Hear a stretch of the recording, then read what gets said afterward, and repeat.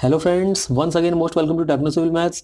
तो फ्रेंड, उत्तराखंड लोक सेवा आयोग द्वारा ज्येष्ठ वैज्ञानिक सहायक that is senior scientific assistant विधि विज्ञान प्रयोगशाला यानी forensic science laboratory group B परीक्षा 2024 के लिए आवेदन जारी कर दिया गया है और जिसके विज्ञापन प्रकाशन की तिथि है 5 मार्च 2024। तो इसके लिए आप आवेदन कर सकते हैं 5 मार्च 2024 से ही। और साथ ही ऑनलाइन आवेदन पत्र भरने की जो अंतिम तिथि रहेगी वो है 26 मार्च 2024। तो फिर नेक्स्ट बात करते हैं इसकी कुल रिक्तियों की और इसके वेतनमान आदि की। तो देखिए, इसमें पदनाम ज्येष्ठ वैज्ञानिक सहायक यानी सीनियर साइंटिफिक असिस्टेंट आप देख रहे होंगे। कुल पदों की संख्या इसमें 14 वेतनमान रहेगा 44,900 से 1,42,400 लेवल 7। और जो 7 पे ग्रेड पे सिस्टम के हिसाब से आते हैं 4600 ग्रेड पे में। पद का स्वरूप रहेगा समूखा दैट इज ग्रुप बी, अराजपत्रित, स्थायी और अंशदायी पेंशन युक्त। एंड फ्रेंड, बात करते हैं इस पद के लिए अनिवार्य शैक्षिक अर्हता की। तो फ्रेंड देखिए, जो ज्येष्ठ वैज्ञानिक सहायक का पद है यानी सीनियर साइंटिफिक असिस्टेंट का पद है, अलग अलग विभागों के अनुसार अलग अलग उनकी रिक्वायरमेंट रहती है। तो उन्हीं रिक्वायरमेंट के अकॉर्डिंग यहाँ जो एजुकेशनल क्वालिफिकेशन है वो भी अलग अलग मांगी गई है विभागों के अनुसार। तो इसमें सबसे पहले आप देख सकते हैं ज्येष्ठ वैज्ञानिक सहायक प्राक्षेपिकी अनुभाग में किसी मान्यता प्राप्त विश्वविद्यालय से भौतिक विज्ञान यानी फिजिक्स या विधि विज्ञान यानी फॉरेंसिक साइंस में एमएससी तथा स्नातक स्तर पर एक विषय के रूप में भौतिक विज्ञान यानी फिजिक्स या केमिस्ट्री आपने उत्तीर्ण किया हुआ होना चाहिए। नेक्स्ट है ज्येष्ठ वैज्ञानिक सहायक भौतिकी तथा वॉइस आइडेंटिफिकेशन अनुभाग किसी मान्यता प्राप्त विश्वविद्यालय से भौतिक विज्ञान या विधि विज्ञान में एमएससी तथा स्नातक स्तर पर एक विषय के रूप में भौतिक यानी फिजिक्स से उत्तीर्ण होना चाहिए। नेक्स्ट है ज्येष्ठ वैज्ञानिक सहायक रसायन विस्फोटक व विष अनुभाग। तो इसके लिए अनिवार्य शैक्षिक योग्यता रहेगी किसी मान्यता प्राप्त विश्वविद्यालय से रसायन विज्ञान या एनालिटिक केमिस्ट्री अथवा विष विज्ञान में एमएससी या विधि विज्ञान दैट इज फॉरेंसिक साइंस में एमएससी के साथ केमिस्ट्री में स्पेशलाइजेशन और स्नातक स्तर पर एक विषय के रूप में रसायन विज्ञान से उत्तीर्ण होना चाहिए। नेक्स्ट है ज्येष्ठ वैज्ञानिक सहायक नार्कोटिक्स एवं साइकोट्रॉपिक्स अनुभाग किसी मान्यता प्राप्त विश्वविद्यालय से रसायन विज्ञान या एनालिटिकल केमिस्ट्री या विश्व विज्ञान में एमएससी या विधि विज्ञान में एमएससी के साथ केमिस्ट्री में स्पेशलाइजेशन और स्नातक स्तर पर एक विषय के रूप में रसायन विज्ञान से आपने उत्तीर्ण किया होना चाहिए। नेक्स्ट है ज्येष्ठ वैज्ञानिक सहायक जीव विज्ञान अनुभाग एवं डीएनए अनुभाग किसी मान्यता प्राप्त विश्वविद्यालय से जंतु विज्ञान यानी कि जूलॉजी अथवा वनस्पति विज्ञान दैट इज बॉटनी या ह्यूमन बायोलॉजी या फिजिकल एंथ्रोपोलॉजी अथवा ह्यूमन जेनेटिक्स या जीव रसायन विज्ञान अथवा माइक्रोबायोलॉजी या मॉलिक्यूलर बायोलॉजी में एमएससी या विधि विज्ञान में एमएससी के साथ जीव विज्ञान या सीरोलॉजी में स्पेशलाइजेशन आपके पास होना चाहिए, तभी आप ज्येष्ठ वैज्ञानिक सहायक जीव विज्ञान अनुभाग एवं डीएनए अनुभाग में सिलेक्शन के लिए पात्र होंगे। नेक्स्ट है ज्येष्ठ वैज्ञानिक सहायक सीरम विज्ञान एवं डीएनए अनुभाग किसी मान्यता प्राप्त विश्वविद्यालय से जंतु विज्ञान अथवा वनस्पति विज्ञान अथवा ह्यूमन बायोलॉजी अथवा फिजिकल एंथ्रोपोलॉजी अथवा ह्यूमन जेनेटिक्स या जीव रसायन विज्ञान अथवा माइक्रोबायोलॉजी मॉलिक्यूलर बायोलॉजी में एमएससी या विधि विज्ञान में एमएससी के साथ जीव विज्ञान अथवा सीरोलॉजी में स्पेशलाइजेशन। तो ये लगभग सेम ही था जैसा हमने इससे पहले देखा था। इसके बाद नेक्स्ट है ज्येष्ठ वैज्ञानिक सहायक प्रलेख परीक्षण अनुभाग किसी मान्यता प्राप्त विश्वविद्यालय से भौतिक विज्ञान अथवा रसायन विज्ञान में एमएससी या विधि विज्ञान दैट इज फॉरेंसिक साइंस में एमएससी के साथ फॉरेंसिक डॉक्यूमेंट्स में स्पेशलाइजेशन तथा स्नातक स्तर पर एक विषय के रूप में भौतिक विज्ञान या रसायन विज्ञान से उत्तीर्ण होना चाहिए। नेक्स्ट है ज्येष्ठ वैज्ञानिक सहायक कंप्यूटर फॉरेंसिक्स अनुभाग किसी मान्यता प्राप्त विश्वविद्यालय से कंप्यूटर विज्ञान में दैट इज कंप्यूटर साइंस में एमएससी अथवा एमसीए उत्तीर्ण होना चाहिए, तभी आप ज्येष्ठ वैज्ञानिक सहायक कंप्यूटर फॉरेंसिक अनुभाग में चयन के लिए पात्र होंगे। नेक्स्ट है अधिमानी अर्हता। तो ये आप सब जानते हैं, प्रादेशिक सेना में कम से कम 2 वर्ष की सेवा और एनसीसी का बी अथवा सी प्रमाण पत्र प्राप्त किया हो। देखिए आयु सीमा नेक्स्ट है, तो न्यूनतम इसके लिए आयु सीमा रहेगी 21 वर्ष और अधिकतम आयु सीमा है 42 वर्ष। अब फ्रेंड बात कर लेते हैं इन सभी पदों के कैटेगराइजेशन की, यानी कि इसमें जो डिफरेंट टाइप्स के रिजर्वेशन है वो किस तरह से दिए जाने हैं। तो इसमें सबसे पहले है श्रेणीवार ऊर्ध्व आरक्षण, यानी कि जो वर्टिकल रिजर्वेशन है वो पहले इन्होंने शो किया है। सबसे पहले है ज्येष्ठ वैज्ञानिक सहायक प्राक्षेपिकी अनुभाग में देखिए कुल पदों की संख्या है 2, सामान्य यानी कि जो अनारक्षित सीटें हैं वो है 1 और उत्तराखंड अनुसूचित जाति यानी जो एससी वर्ग के कैंडिडेट हैं उनके लिए 1 सीट रिजर्व है। नेक्स्ट है ज्येष्ठ वैज्ञानिक सहायक भौतिकी तथा वॉइस आइडेंटिफिकेशन अनुभाग, कुल सीट यहाँ भी 2 हैं, सामान्य की 2 यानी अनारक्षित, जहाँ भी सामान्य अनारक्षित समझिए उसे, और बाकी में कोई सीट नहीं है रिजर्व। नेक्स्ट है ज्येष्ठ वैज्ञानिक सहायक रसायन विस्फोटक व विष अनुभाग, कुल सीट यहाँ भी 2, 1 आपकी अनारक्षित है और 1 सीट है एससी की। नेक्स्ट है ज्येष्ठ वैज्ञानिक सहायक नार्कोटिक्स एवं साइकोट्रॉपिक्स अनुभाग, कुल पदों की संख्या है 2 और 1 पद उसमें अनारक्षित श्रेणी का और 1 पद है उत्तराखंड आर्थिक रूप से कमजोर वर्ग के लिए। नेक्स्ट ज्येष्ठ वैज्ञानिक सहायक जीव विज्ञान अनुभाग एवं डीएनए अनुभाग, कुल पदों की संख्या है 2 और ये दोनों ही है अनारक्षित श्रेणी में।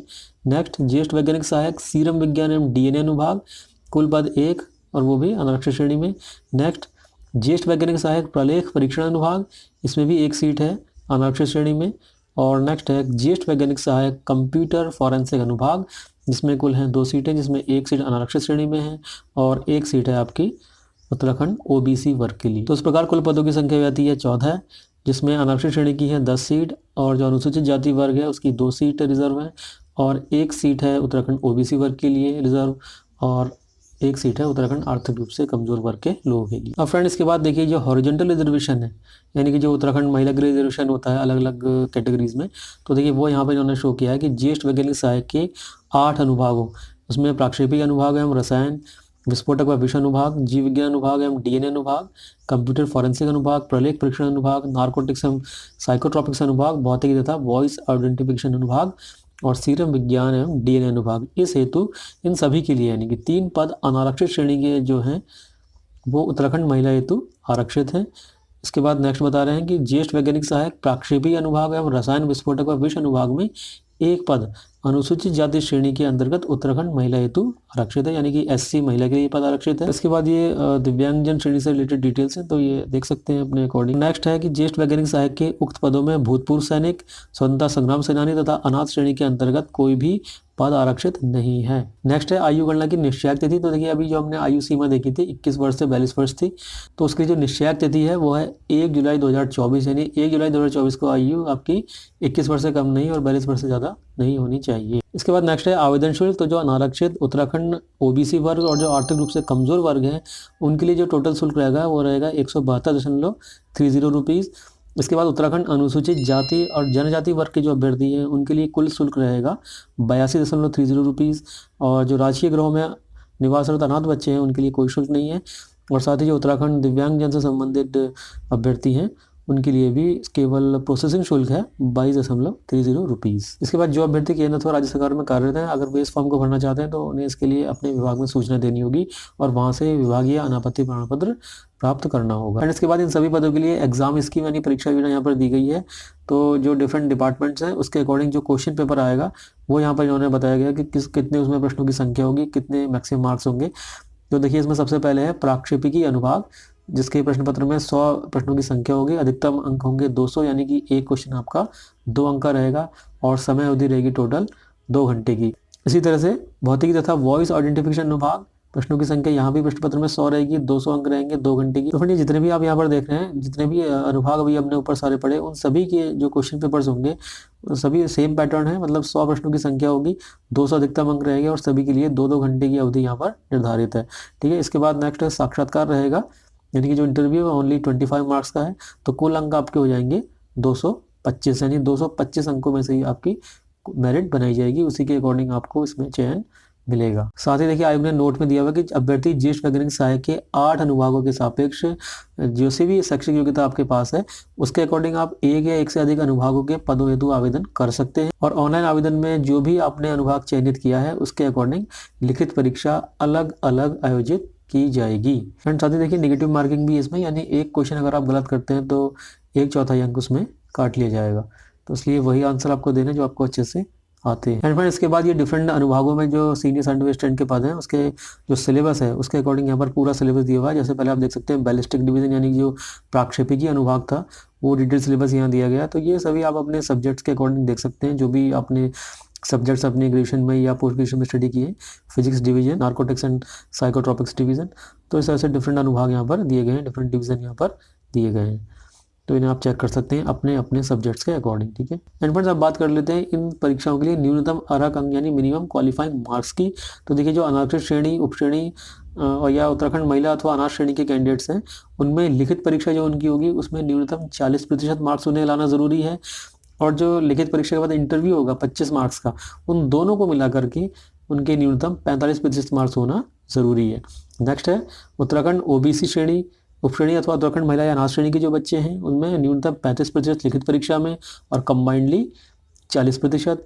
आर्थिक रूप से कमजोर श्रेणी, उपश्रेणी अथवा उत्तराखंड महिला या अनाथ श्रेणी के जो बच्चे हैं उनके लिए 35% लिखित परीक्षा में न्यूनतम और कंबाइंडली यानी लिखित परीक्षा और इंटरव्यू मिला करके 40% होने चाहिए।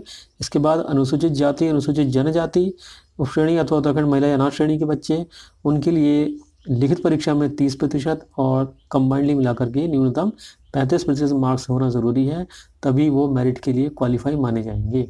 इसके अलावा जो उत्तराखंड स्वतंत्रता संग्राम सेनानी आश्रित हैं उनके लिए न्यूनतम 30% लिखित परीक्षा में, कंबाइंडली 35%, उत्तराखंड पूर्व सैनिक लिखित परीक्षा में 30% और जो कंबाइंडली है वो 35%, और दिव्यांगजन अभ्यर्थी लिखित परीक्षा में 35% और कंबाइंडली न्यूनतम 30% मार्क्स उनके होने चाहिए। और साथ ही आयोग ने नोट भी दिया हुआ है कि उक्तानुसार न्यूनतम अर्हकारी अंक प्रतिशत में जो ऊपर दिया हुआ है इतना प्राप्त न करने वाले अभ्यर्थियों को प्रवीणता सूची यानी मेरिट लिस्ट में सम्मिलित नहीं किया जाएगा। तो इतने मार्क्स न्यूनतम आपको लाने ही लाने हैं। इसके बाद नेक्स्ट है एग्जाम सेंटर यानी परीक्षा केंद्र। तो हरिद्वार, देहरादून और हल्द्वानी ये 3 सिटीज़ आपको यहाँ पर दी गई हैं, इन्हीं में आपकी इस एग्ज़ाम को आयोजित किया जाएगा। तो एग्ज़ाम फॉर्म में आप अपनी चॉइस के अकॉर्डिंग इन्हें भर सकते हैं।